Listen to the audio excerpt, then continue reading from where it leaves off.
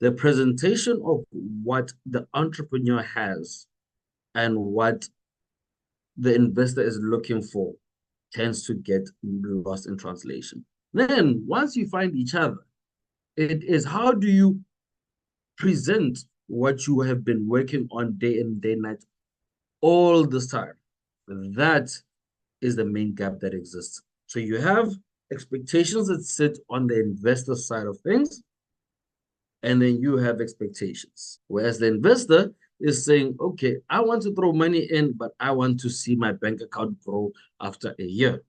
You know you can't repay back the money in a year. The investor wants repayment in a year.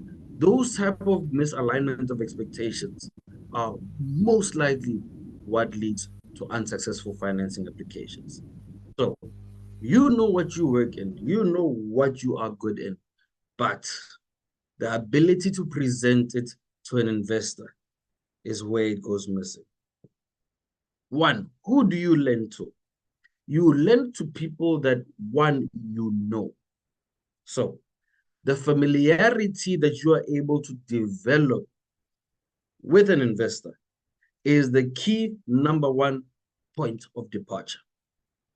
If you're filling in an application form for funding, how you develop the familiarity is in the way you introduce your business. So the investor is looking for, let's say, for example, we have an investor that wants people that do electrical wiring, right? They want to invest in people who do electrical wiring.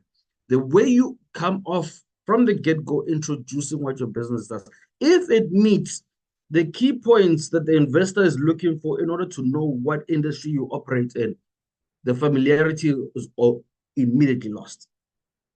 So it is the ability to be able to develop an emotional connection with your investor.